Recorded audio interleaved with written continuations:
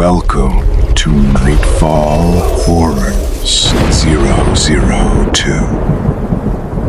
Welcome to Nightfall Horrors 002. Step into terrifying true-style stories and subscribe now for more chilling tales.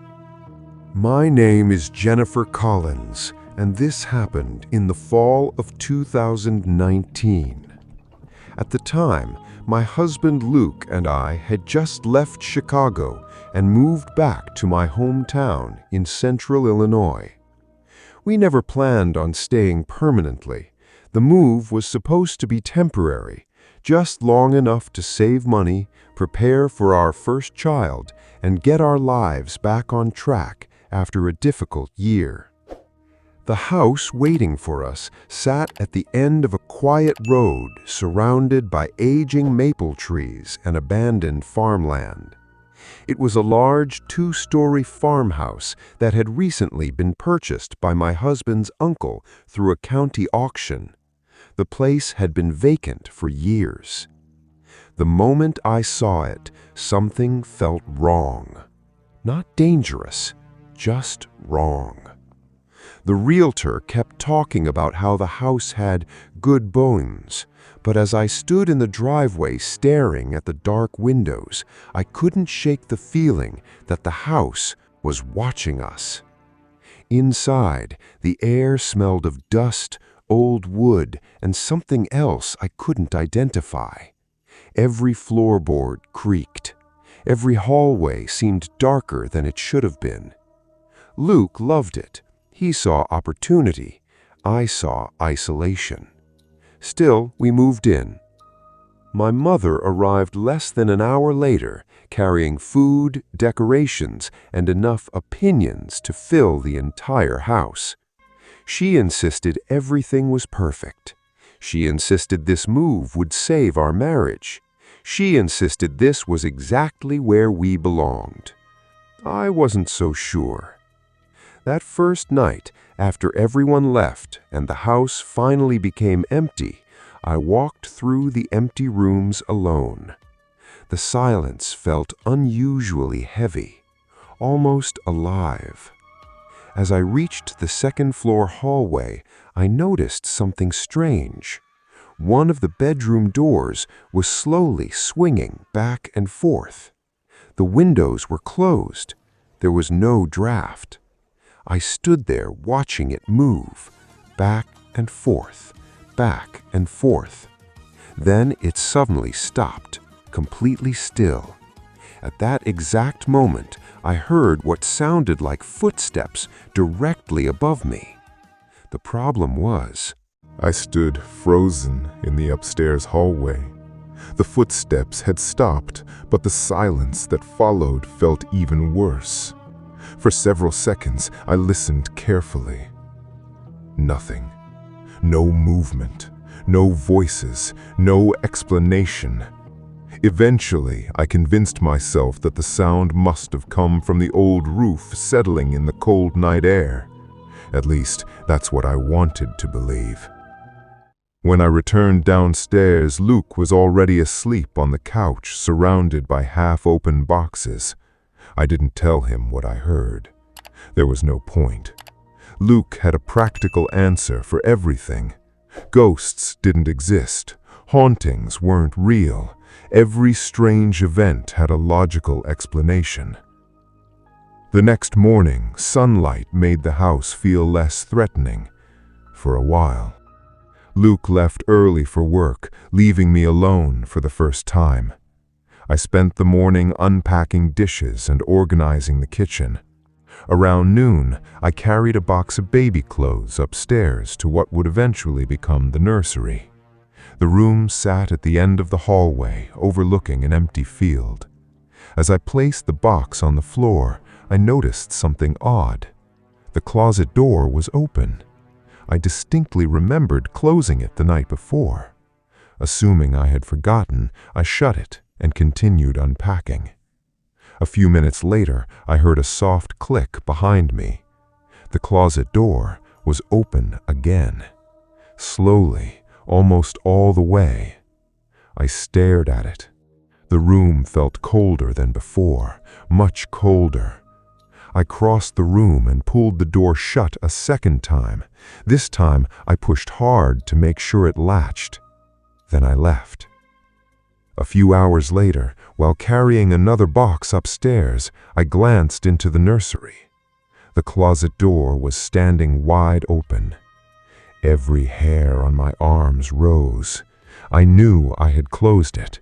This wasn't forgetfulness. This wasn't imagination. For the first time since moving into the farmhouse, genuine fear settled into my stomach. That evening, I told Luke. He laughed. "Old houses do weird things," he said. "Doors shift, floors settle, that's all." I wanted to believe him. I really did. But later that night, while brushing my teeth in the upstairs bathroom, I looked into the mirror and noticed something reflected in the hallway behind me. A dark figure, tall, standing perfectly still. I spun around instantly. The hallway was empty. When I looked back at the mirror, the reflection was gone. But something else caught my attention. Written across the steamed-up glass were 3 words I hadn't noticed before. Not scratched, not painted, just appearing through the condensation, as if someone had traced them from the other side. "Welcome home, Jennifer." For several seconds, I couldn't breathe. The words remained on the mirror. "Welcome home, Jennifer." I wiped the glass with my hand. The message disappeared instantly. My heart was pounding so hard I could hear it in my ears. I checked the hallway, every room, every closet, every corner of the upstairs. Nothing. When I finally returned to the bedroom, Luke was asleep. I almost woke him up. Almost. But I already knew what he would say. Stress, pregnancy, an overactive imagination. So I kept quiet. That decision would become one of the biggest mistakes I ever made. The next few days passed without incident, at least on the surface. The strange feeling never left. Sometimes I would hear footsteps in empty rooms. Sometimes I would catch movement from the corner of my eye. Whenever I turned to look, nothing was there. The farmhouse seemed to exist in a constant state of observation, as though something was quietly watching every move we made. Then our neighbor introduced herself. Her name was Marlene. She lived in the old white house next door and seemed friendly enough. She brought cookies and welcomed us to the neighborhood. While we were talking on the porch, she suddenly glanced toward our house. Her smile faded, only for a second, but I noticed it. "What?" I asked. She hesitated. "Nothing." "No, what is it?" Marlene looked embarrassed. "People around here tell stories about that place." I felt my stomach tighten. "What kind of stories?" She laughed nervously.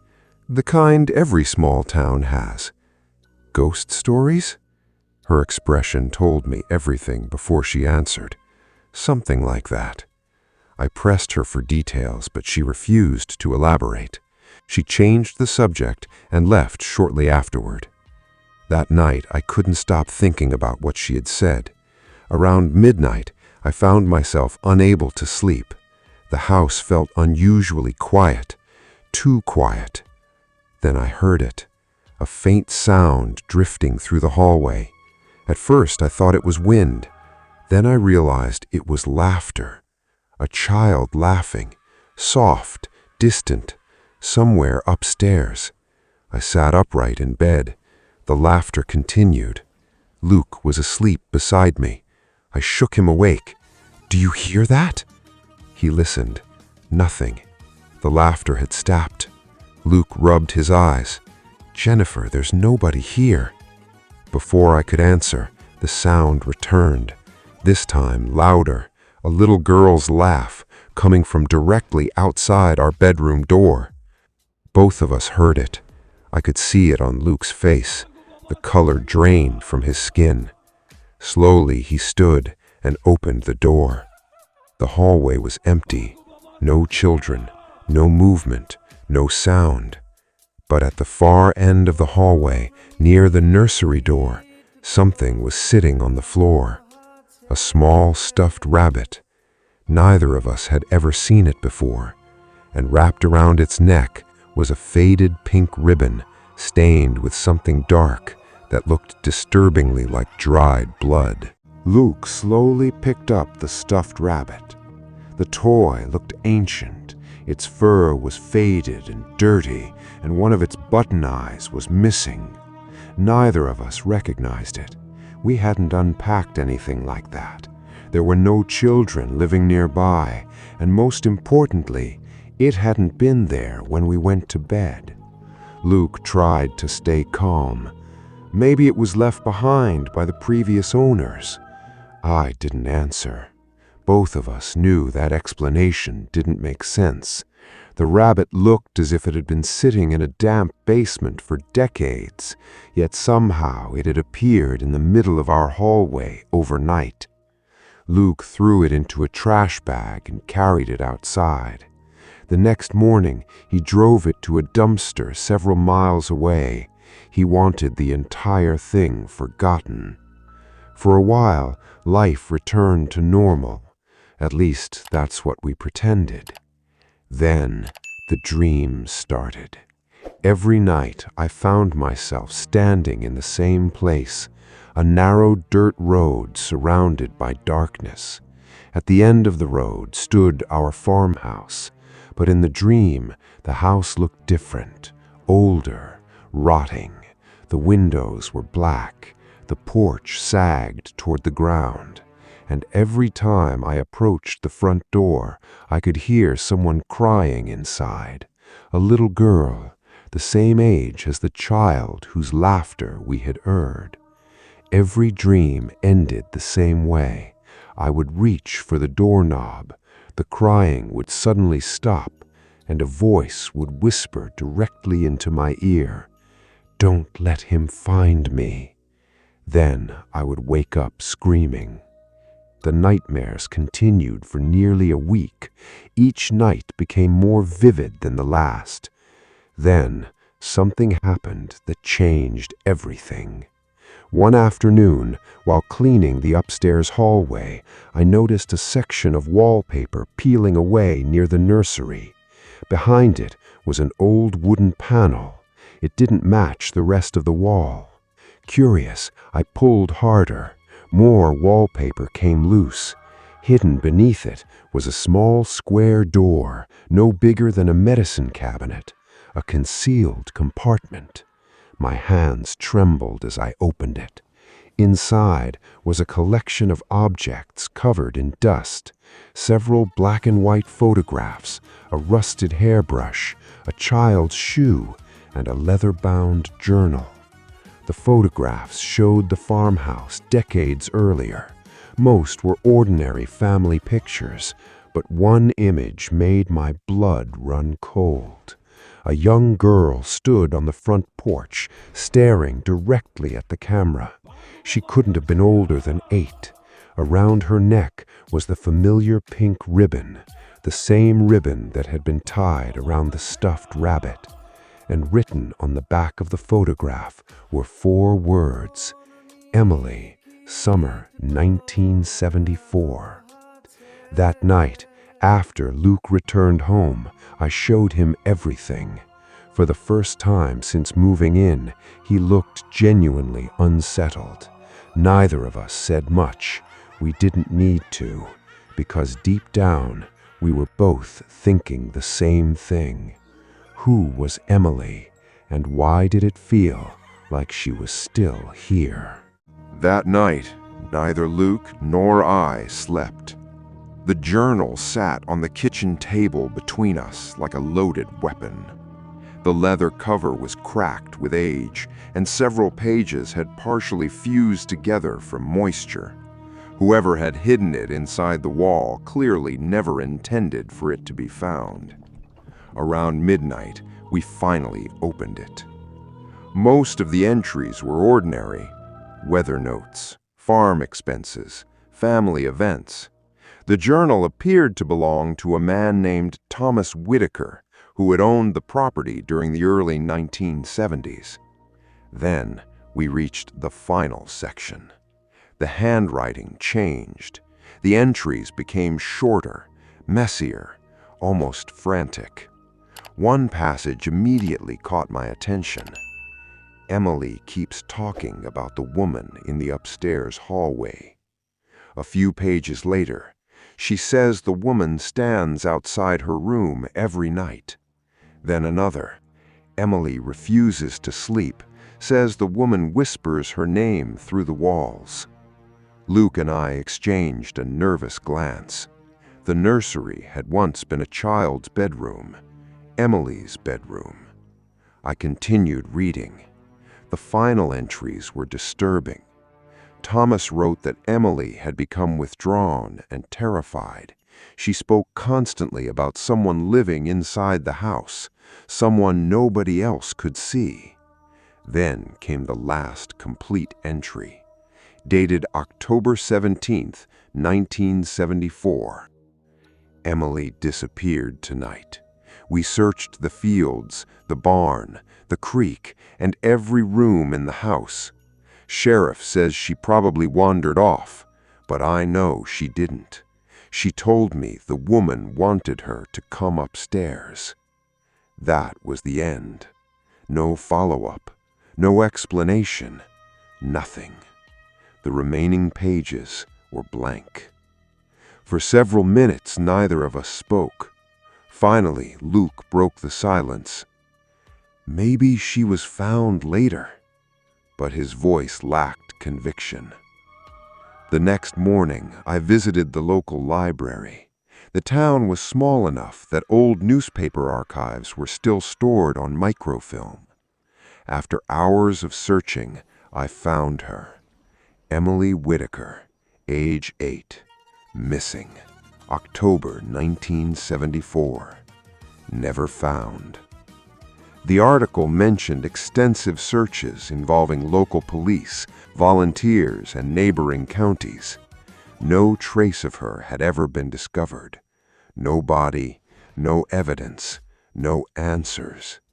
The case eventually went cold. I returned home shaken. As I pulled into the driveway, something immediately felt wrong. The front door was open, wide open. I knew I had locked it. My heart started racing. I rushed inside. Nothing appeared stolen. Nothing appeared damaged. Then I noticed something on the kitchen table. A photograph, one I had never seen before. It showed Emily standing inside the farmhouse. The picture was blurry, as if taken in a hurry. Behind her, at the far end of the hallway, stood a tall, shadowy figure. The figure's face was impossible to make out, but someone had written a message across the back in faded black ink. 3 words: "She is still here." At that moment, I heard a floorboard creak upstairs. Slow, heavy, deliberate. And for the first time since moving into the farmhouse, I realized whatever was inside the house knew we were looking for answers. I almost stopped the video here because what appears next isn't human. Nahid Hassan kept saying one thing. It's standing behind me. If you're still watching, subscribe to Nightfall 002. I stood motionless in the kitchen, staring at the photograph. The floorboard creaked again, this time directly above me. Slow, measured, as if someone was intentionally pacing across the second floor. Every instinct told me to run outside. Instead, I grabbed my phone and called Luke. No answer. Straight to voicemail. I tried again. Nothing. The sound upstairs continued. 1 step, Pause. Another step. Pause. My hands were shaking so badly I nearly dropped the phone. Then the footsteps suddenly stopped. The silence that followed felt suffocating. A few seconds later, I heard something else. A soft, dragging noise, like furniture being pulled across wood, coming from the nursery. I backed toward the front door and waited outside until Luke finally arrived home. Together, we searched the house, every room, every closet, every inch of the attic. Nothing. No intruder, no explanation. But when we entered the nursery, both of us froze. The rocking chair in the corner had moved.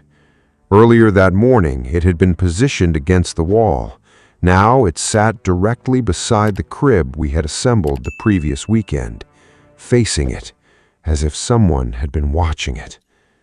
Luke tried to convince himself there was a rational explanation. I could see him struggling. The confidence he once had was disappearing. That evening, we decided to learn more about Emily Whitaker.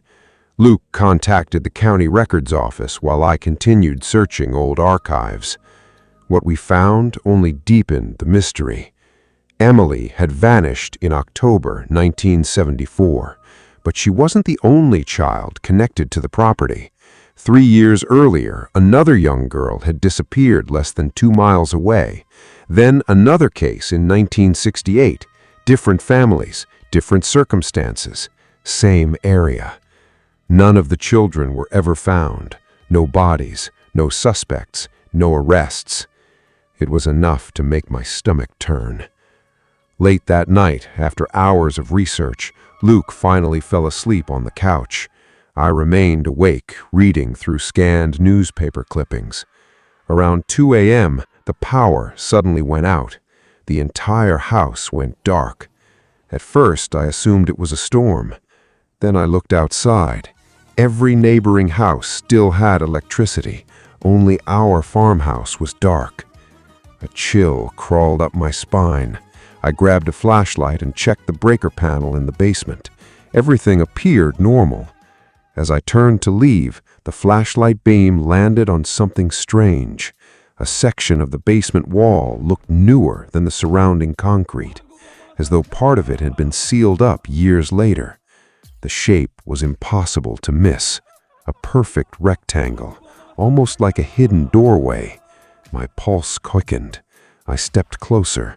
The flashlight revealed faint scratches carved into the concrete, not random marks. Words, dozens of them, layered over one another, written by different hands. Most were too faded to read, but one sentence remained clear enough to make out. A sentence that instantly turned my blood cold. Don't open it. At that exact moment, something slammed violently against the other side of the wall. One deafening impact, then another, then a third, as if something trapped behind the concrete had suddenly realized I was standing there. The impact against the wall was so violent, the dust rained from the ceiling. I stumbled backward, nearly dropping the flashlight. For a moment, everything went silent. Then came a second series of bangs. 3 slow strikes, each one powerful enough to vibrate through the concrete floor beneath my feet. I ran. I didn't stop until I reached the kitchen. Luke woke instantly when he saw my face. What happened? I could barely speak. When I finally explained, he grabbed a flashlight and headed for the basement. I followed reluctantly. The wall was exactly where I remembered it. The scratches were still there. The warning remained visible, but the banging had stopped. Luke pressed his ear against the concrete. Nothing, not a sound. The next morning, he hired a local contractor to inspect the basement. The man was in his late 60s and had worked on houses throughout the county for decades. The moment he saw the sealed section of wall, his expression changed. "That's not original construction," he said. "When was it sealed?" The contractor shook his head. "Hard to say. Maybe 40 years ago." Then he added something that neither of us expected. "I've seen this place before." Luke and I exchanged a glance. "What do you mean?" The old man hesitated. Then he sighed.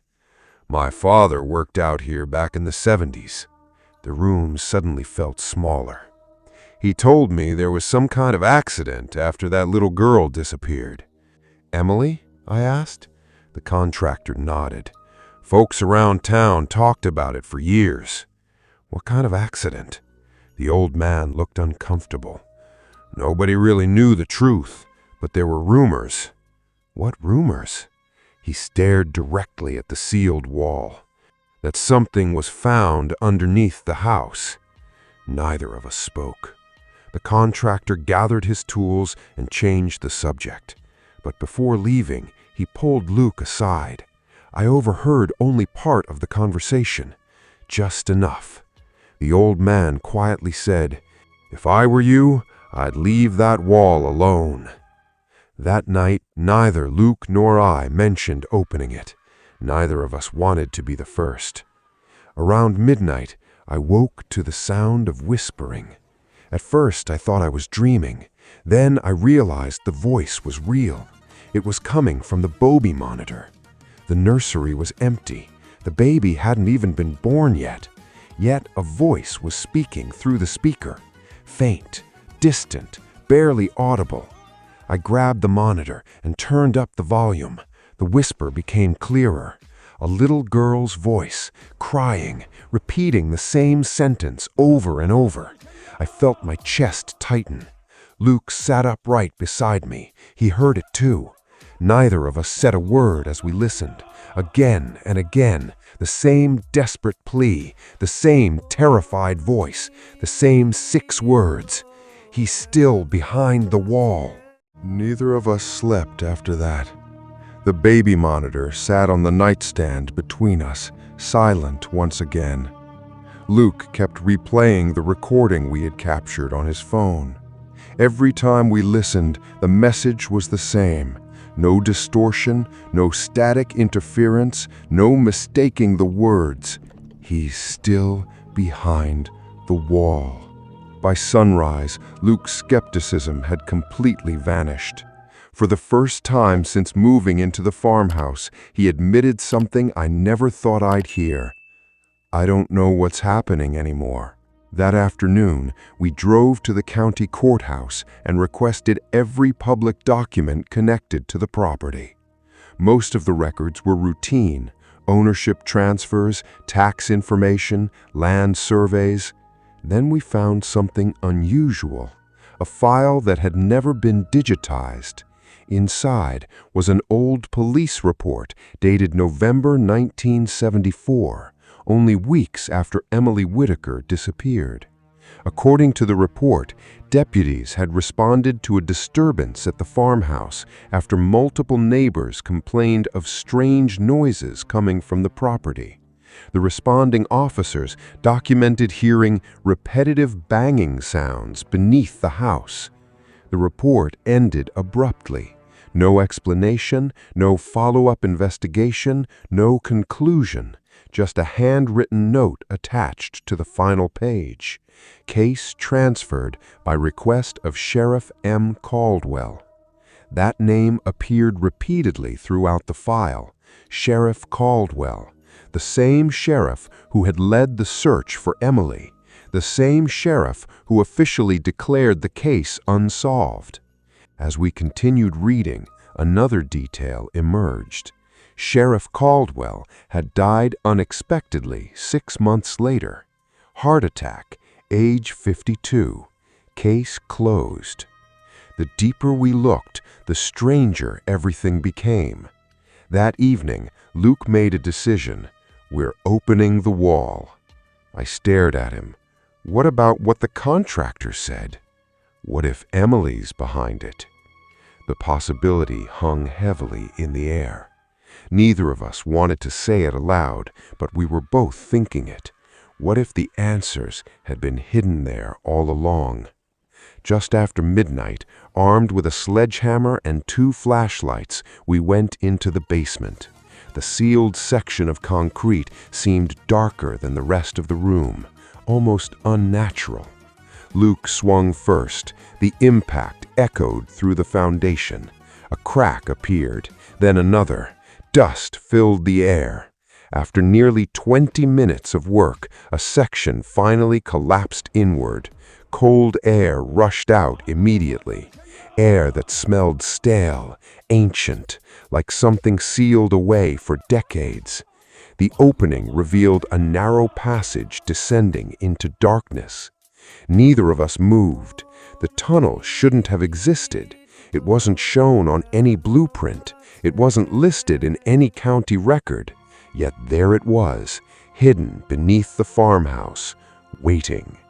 Then our flashlights illuminated something at the bottom of the stairs, a wooden chair facing directly toward us, and sitting in that chair was a child's stuffed rabbit, the same rabbit Luke had thrown away weeks earlier, the one that had somehow found its way home. For several long seconds, neither Luke nor I moved. The stuffed rabbit sat perfectly upright in the chair at the bottom of the hidden stairway. Its single button eye reflected our flashlight's beams, watching, waiting. The sight made my stomach twist. Luke had personally thrown that rabbit into a dumpster nearly 10 miles away. There was no logical way it could be here, no explanation that made any sense. Yet there it was, exactly where it shouldn't be. The tunnel beyond the chair disappeared into complete darkness. Every instinct screamed at us to leave. Instead, we started down the stairs. Each step groaned beneath our weight. The air grew colder with every foot we descended. By the time we reached the bottom, I could see my breath. The hidden room was larger than expected. Rough stone walls, low ceilings, no windows, no visible purpose. It looked less like a basement and more like something that had been built in secret, something that was never meant to be discovered. Luke approached the chair. The rabbit remained still. Beneath it lay a folded piece of yellowed paper. My hands trembled as I opened it. The handwriting was uneven and childlike. At the top was a single name, Emily.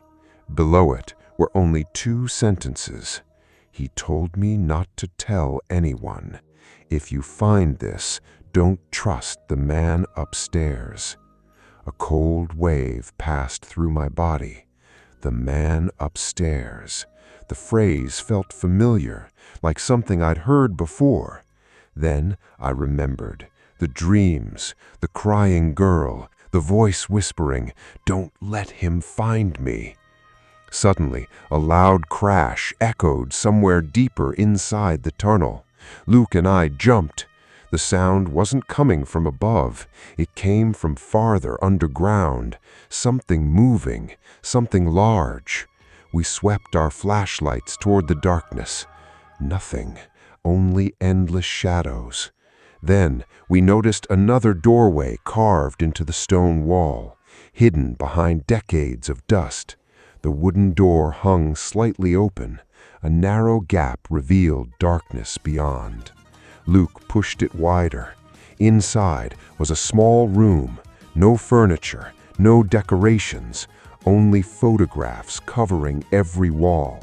Hundreds of them, children, dozens of different children, boys and girls, different years, different decades. Some photographs were black and white, others were color. Many had names written on the back. Several matched names from missing person reports we had already found. My blood turned to ice. This wasn't about Emily anymore. This was much bigger, much older. At the center of the room stood a rusted metal filing cabinet. The top drawer was slightly open. Luke pulled it wider.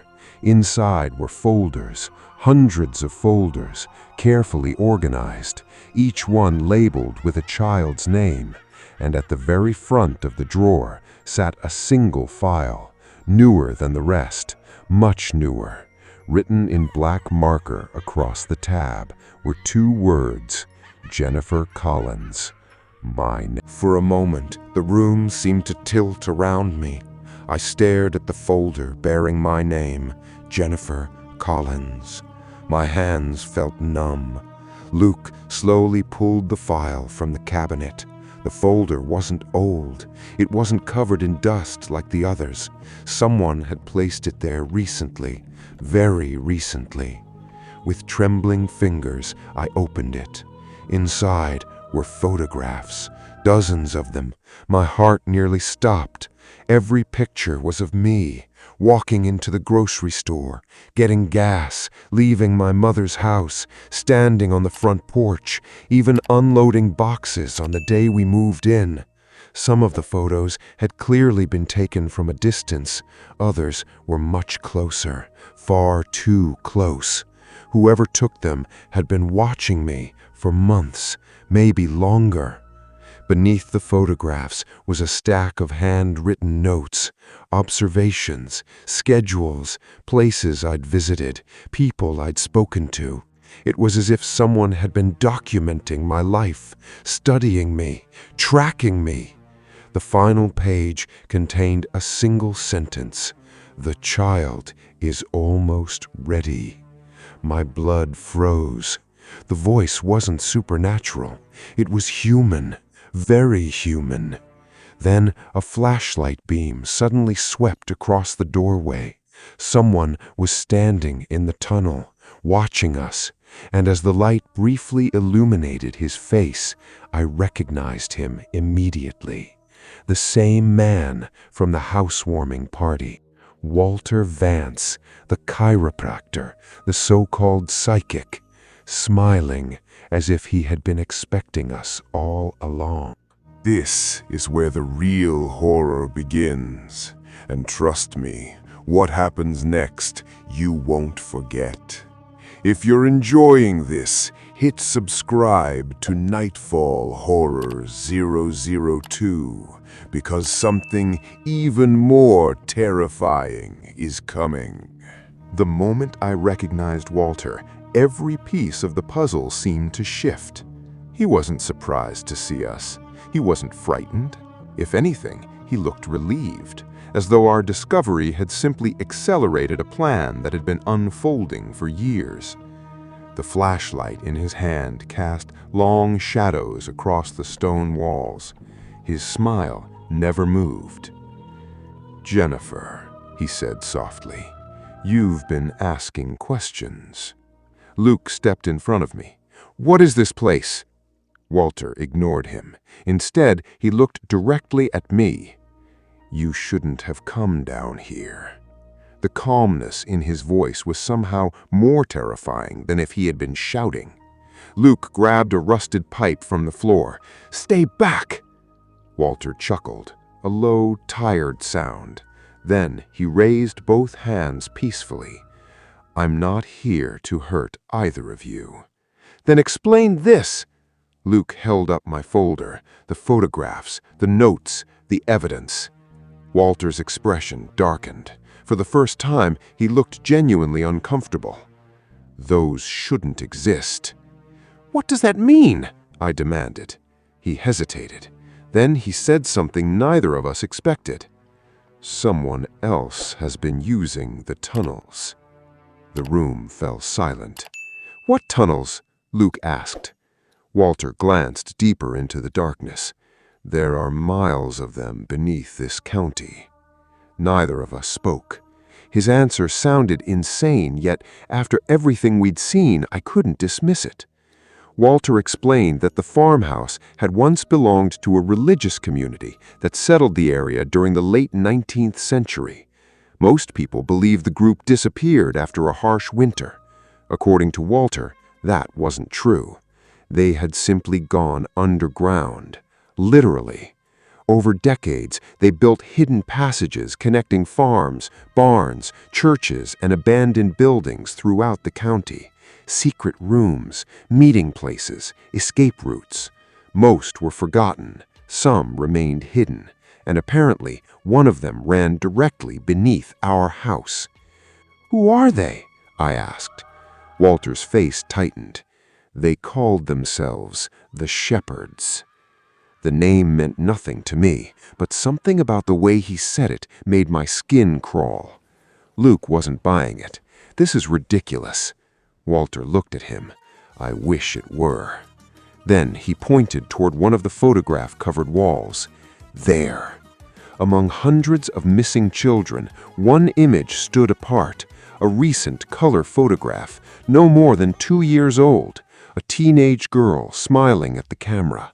Across the bottom, someone had written, "Missing, 2017." I felt sick. Walter lowered his flashlight. The disappearances never stopped. The realization hit me like a punch. Emily wasn't the beginning. She wasn't even close. Whatever had happened beneath this property had continued for decades. And if Walter was telling the truth, someone was still operating down here. Someone who had been watching us, watching me. Suddenly, a distant metallic sound echoed through the tunnel system, a gate slamming shut. Walter immediately turned toward the noise. For the first time, real fear appeared in his eyes. Then he whispered 4 words that changed everything. "They know we're here." The moment Walter spoke those words, the atmosphere underground changed. The silence disappeared. Somewhere deep within the tunnel network, doors were opening, metal scraping against metal, chains rattling, footsteps, multiple footsteps, not one person, several, coming from different directions. Walter immediately switched off his flashlight. "Move," he whispered. Luke didn't hesitate. We followed Walter into a narrow side passage that branched away from the main tunnel. The darkness swallowed us. The only sounds were our breathing and the distant footsteps echoing through the underground maze. For nearly 10 minutes we moved deeper beneath the county. The tunnels twisted constantly, left, right, downward, then upward. Without Walter leading us, I knew we would have become hopelessly lost within minutes. Eventually, we reached a heavy steel door hidden behind an old wooden support wall. Walter pushed it open. Inside was a small room filled with maps, documents, and newspaper clippings. The room looked less like a hideout and more like an investigation headquarters. Luke stared at the walls. Every inch was covered with missing person reports, photographs, timelines, connections, names, dates, victims, hundreds of them. Walter closed the door behind us. "They've been taking children for over a century." I could barely process what I was hearing. "Who are they?" Walter sat down heavily. "The Shepherds." Again that name. This time he explained. According to decades of rumors and evidence he had collected, the Shepherds were no longer a religious group. They had evolved into something else, a secret network. Families passing their traditions from one generation to the next, members hidden throughout nearby towns, teachers, business owners, farmers, church leaders, ordinary people hiding extraordinary crimes. For years, Walter had investigated them alone. Nobody believed him. Every time he got close to proving their existence, evidence vanished, witnesses disappeared, records were destroyed, cases went cold. Then he looked directly at me. "Until you moved into the farmhouse." A chill ran through me. "What does that have to do with me?" Walter hesitated. Then he opened a file from his desk. Inside was a photograph, not of me, of my mother. I stared at it, confused. The image appeared to be from the late 1980s. My mother looked young, standing outside the farmhouse, beside several people I didn't recognize. One of them had his arm around her shoulder, a man wearing a silver pendant shaped like a shepherd's crook. Walter placed another photograph beside it, then another, and another. Each one connected my mother to people under investigation, people linked to disappearances, people connected to the shepherds. My chest tightened. No, Walter said nothing. I shook my head. No, you're wrong. I wanted him to be wrong, needed him to be wrong, but deep down, I already knew what he was about to say. Walter finally broke the silence. Jennifer, I don't think your move back here was a coincidence. At that exact moment, someone began pounding on the steel door from the outside. 3 hard knocks, then 3 more, and a familiar female voice called through the metal. A voice I had known my entire life. My mother. The pounding continued, slow, deliberate, almost patient. My mother's voice echoed through the steel door. Jennifer, sweetheart, open the door. Every instinct told me to run to her, but nobody in the room moved. Not Walter, not Luke, not even me. The silence between us spoke louder than words. Walter's face had gone pale. Don't answer. The fear in his voice was genuine. I stepped closer to the door. Mom? Immediately, Luke grabbed my arm. Jennifer, wait! Another knock, then another. My mother's voice softened. I've been looking everywhere for you. A lump formed in my throat. Part of me desperately wanted to believe this was all a misunderstanding, that Walter was wrong, that my mother had somehow followed us here, that everything could still make sense. Then I noticed something. My mother wasn't asking if I was okay. She wasn't asking what had happened. She wasn't confused. She sounded like someone who already knew exactly where we were. Walter slowly opened a drawer and removed an old cassette recorder. Without saying a word, he pressed play. A crackling recording filled the room. The tape was dated 1993. At first, I didn't recognize the voices. Then one of them spoke. My heart stopped. It was my mother, younger, but unmistakably her. The conversation was difficult to hear. Static covered parts of it, yet one sentence came through clearly. The next child has been selected. I felt the air leave my lungs. No! Walter stopped the tape. I'm sorry. The room spun around me. Luke looked just as shocked. Everything I thought I knew was collapsing.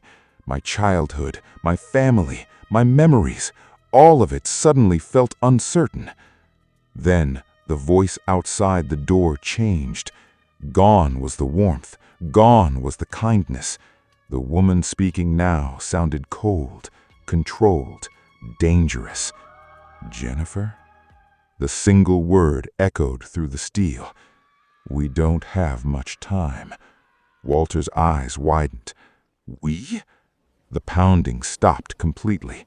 For several seconds, there was only silence. Then we heard dozens of footsteps outside.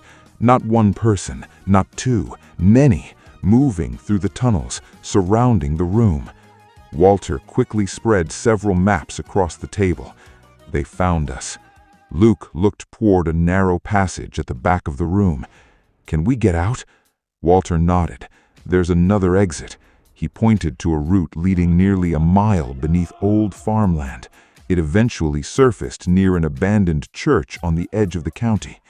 The only problem was that reaching it meant passing through a section of tunnels controlled by the shepherds.